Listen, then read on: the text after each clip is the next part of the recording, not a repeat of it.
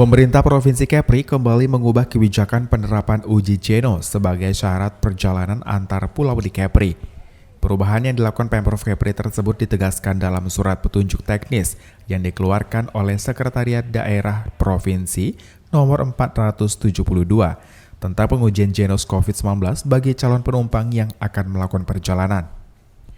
Perubahan kedua tersebut masih terikat dengan surat edaran Gubernur Kepri sebelumnya, yakni Surat Edaran Nomor 470/Set/STC19/5/2021.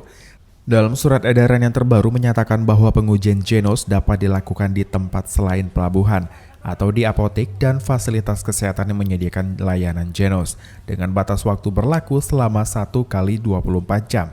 Hal ini juga ditegaskan oleh Gubernur Kepri Ansar Ahmad yang mengatakan kebijakan ini diambil agar menghindari penumpukan calon penumpang di satu titik pelayanan uji Genos C19.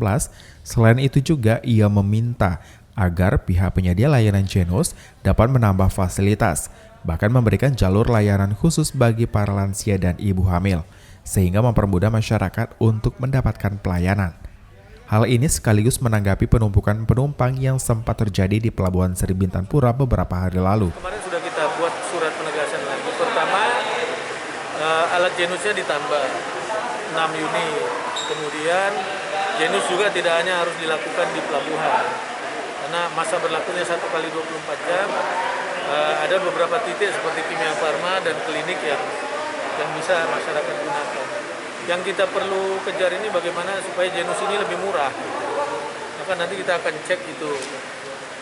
Kalau sekarang 40.000 ya mudah-mudahan bisa 25.000. Tapi ini perlu kita lakukan ya, sekarang kan masyarakat disiplin aja. Kalau masyarakat disiplin, COVID menurun jauh, kita nggak perlu nanti mempergunakan Genos lagi. Kebijakan penerapan Genos dilakukan Pemprov Kepri sebagai langkah pencegahan penyebaran COVID-19 yang terus meningkat. Berdasarkan laporan Satgas COVID-19 Kepri per tanggal 20 Mei, kasus aktif di Kepri mencapai 1.804 kasus dengan akumulasi kasus terkonfirmasi sebanyak 14.032 kasus. Ansar juga menyebutkan kebijakan penggunaan Genos akan terus dijalankan bagi pelaku perjalanan dalam negeri hingga angka kasus COVID-19 di Kepri kembali menurun.